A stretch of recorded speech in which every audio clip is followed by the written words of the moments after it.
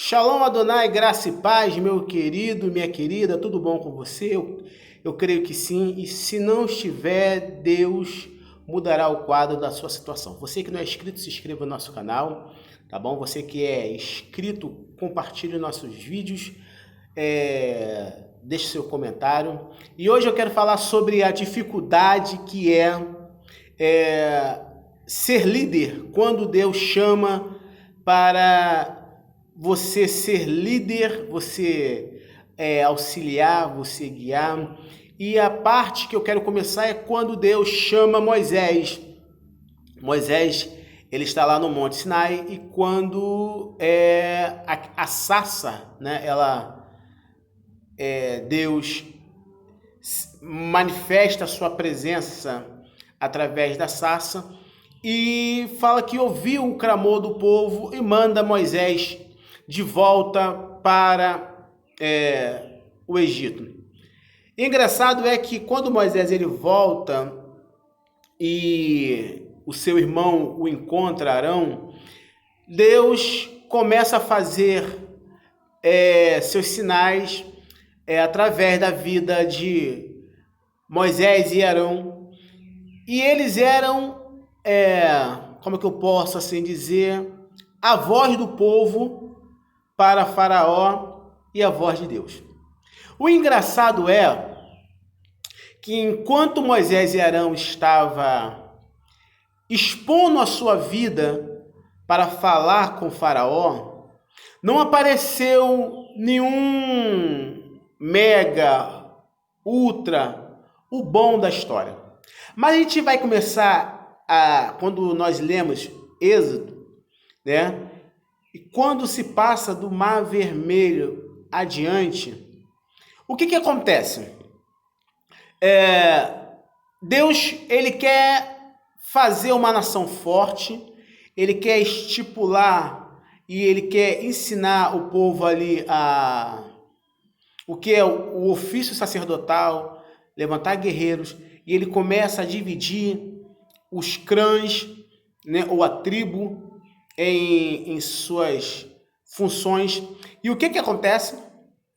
Deus separa Arão como o sumo sacerdote e os seus filhos como sacerdote. E ele fala para Moisés que seriam da linhagem do tronco arônico e não seria do tronco mosaico.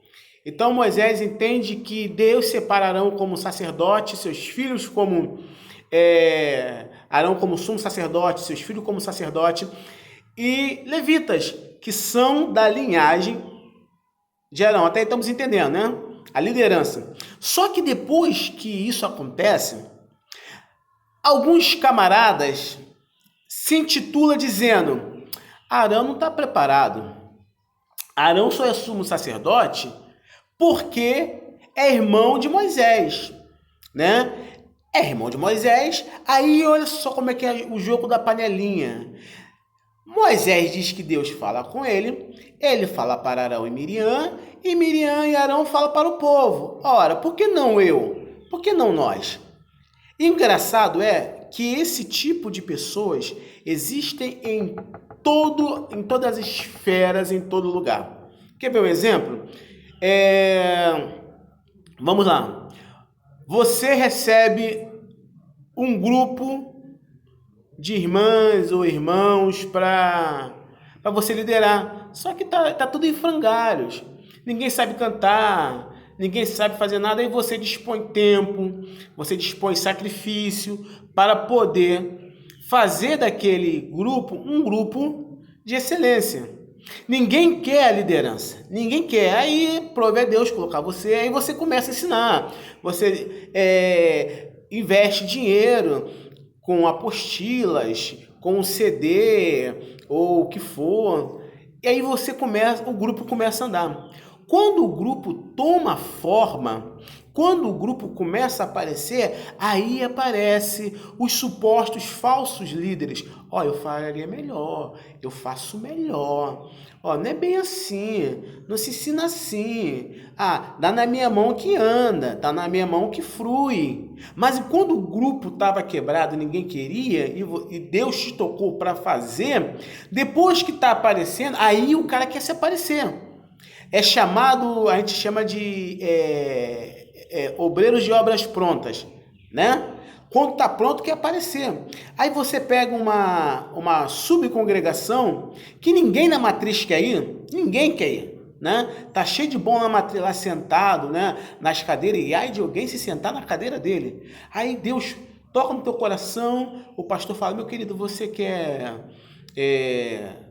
tomar conta da filial lá, não sei aonde, aí tu, não vou sim, aí tu dispõe de tempo, horário, né, dificultoso, e você começa, quando chega lá, você vê 3 cabeças de ovelhas, aí tu começa, né, a fazer o evangelismo, a trabalhar na obra, fazer, né, orando, chorando, o labor, a luta, a dificuldade, aí Deus vê graça em você e começa a movimentar e o rebanho começa a crescer. Você pegou com 3, aí depois tem 10, aí você já ganhou uma família para Cristo e o ministério começa a crescer. Aí a notícia chega lá na matriz, né? A notícia chega lá na matriz. Olha, agora tá com 30, 40 pessoas, 50. Aí, os que não queriam ir, pastor, me manda lá para a matriz, lá, porque nós temos uma palavra abençoada. O irmão lá não tem a preparação para tomar conta de pessoas desse nível. Não estou falando que o pastor não pode mandar obreiros para ajudar. Eu estou falando que tem pessoas que estão indo, não é porque eles querem ajudar, eles querem aparecer, porque quando estava em frangalhos, ninguém queria ir. Aí aparece pessoas querendo tomar aquela liderança a qual foi instituída por Deus.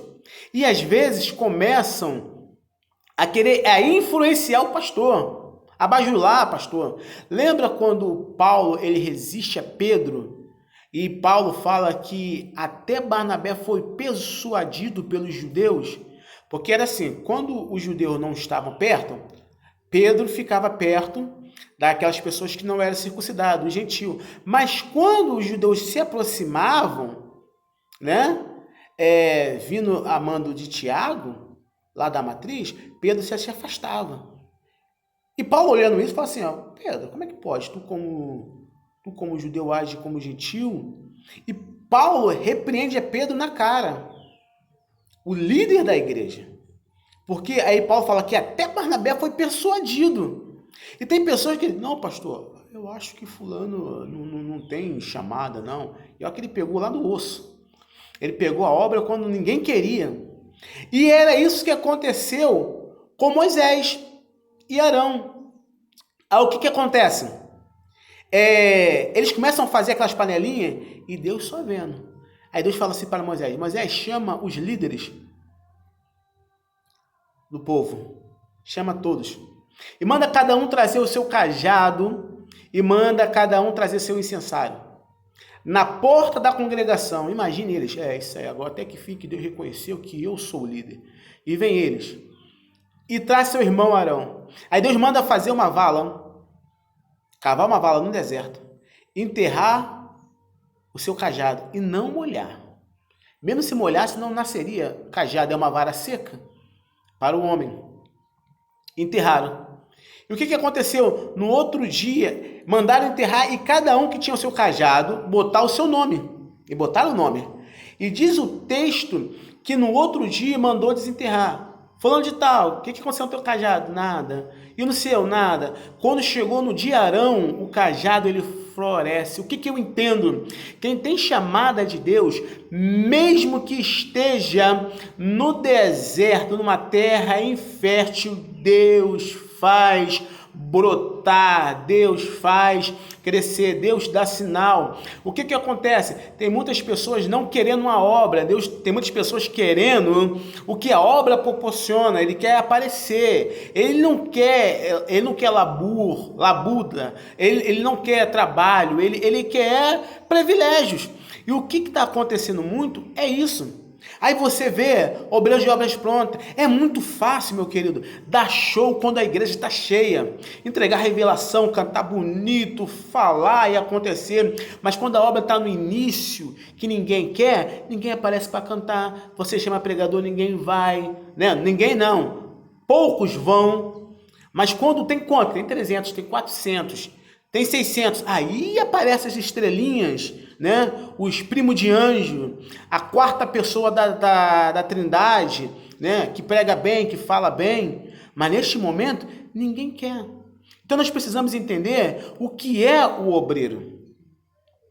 Pessoas que querem roubar a glória de Deus, pessoas que gostam de usurpar aquilo que ele não fez nada para a obra, benefício nenhum para a obra. Aí você vai entender, né? Porque Deus, ele chama todos os líderes do povo e chama Arão e manda enterrar o cajado. Ele fala assim, eu escolhi foi Arão. Pronto, acabou. Aí você vê hoje em dia essas obras, é muito fácil, depois que a obra está pronta, depois que a obra está andando, que Deus está operando, aí vem lá da matriz. Não estou dizendo aqui que o pastor não tem que mandar.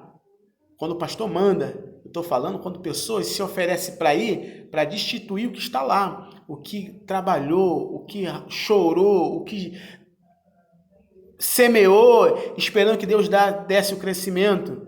Quer ver um exemplo? Se não me falha a memória, Atos dos Apóstolos, capítulo 15, alguns judeus eram contra a autoridade de Paulo, a qual Pedro escreve carta dizendo, nós não os enviamos, pessoas que iam por conta própria, contra a obra de Deus, e estando dentro da igreja. Então nós precisamos entender o seguinte, e tomar cuidado com pessoas que se dizem obreiro. O obreiro tem que ser experimentado na obra. Obreiros de obras prontas nós temos muito por aí. Agora os que mandam enviar para abrir campo, plantar em terra que ninguém quer plantar, aí esses pulam, não tem moral e não pode ser chamado de obreiros. Obreiros é aqueles que são testados, que são aprovados por Deus. Que você fique com essa palavra. Se inscreva no nosso canal, divulgue o nosso vídeo, nos ajude. Shalom Adonai, graça e paz.